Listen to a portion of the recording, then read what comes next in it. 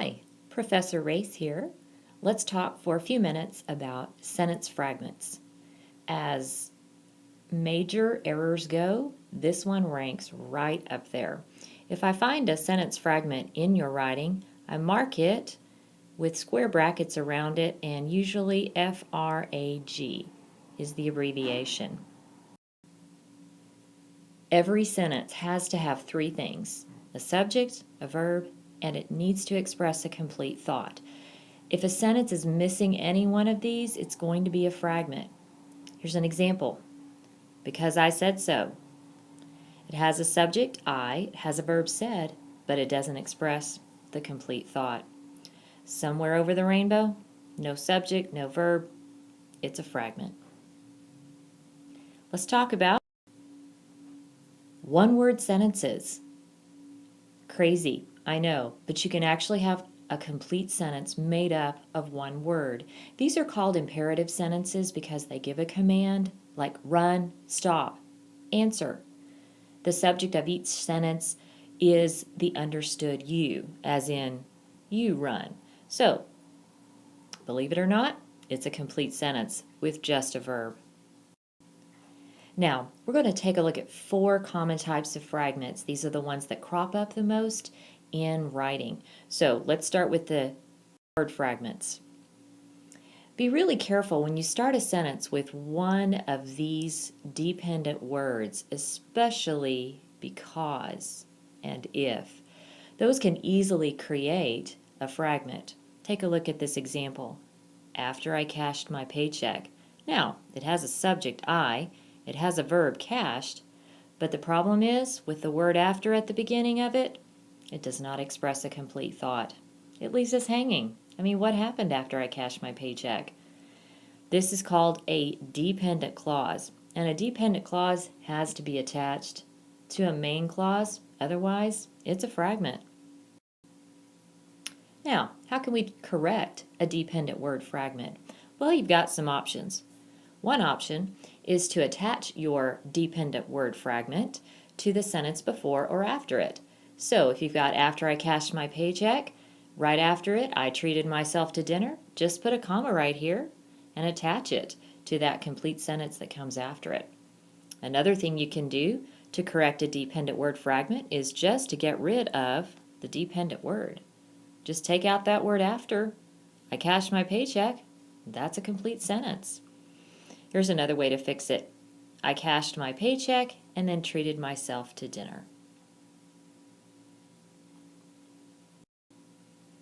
Let's talk about another common type of fragment.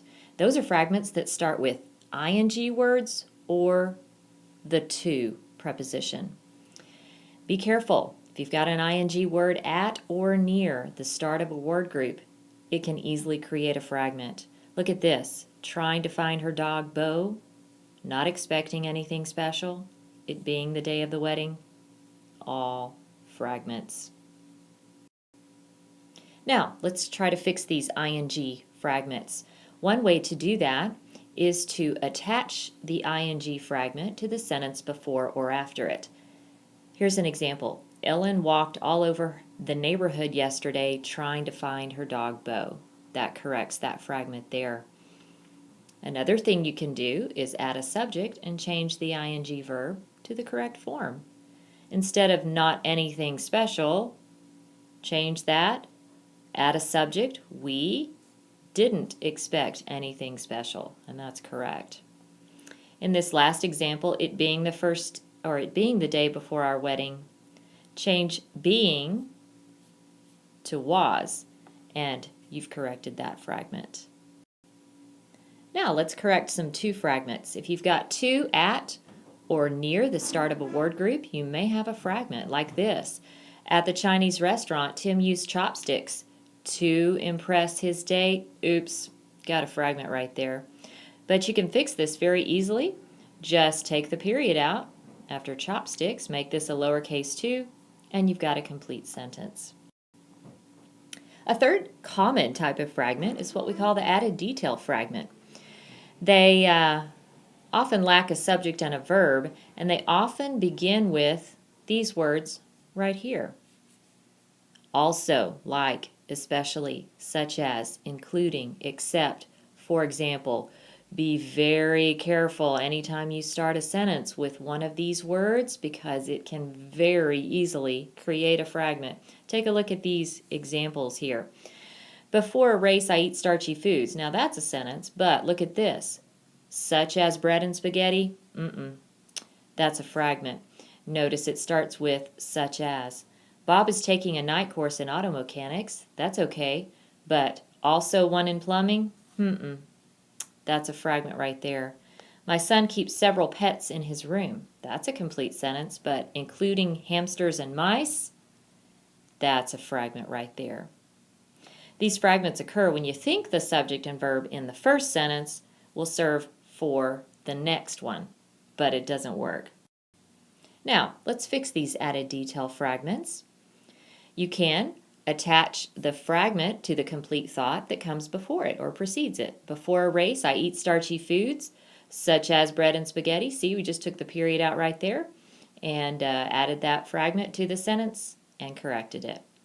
You can also add a subject and a verb to the fragment. Here we go. Also, he is taking one in plumbing.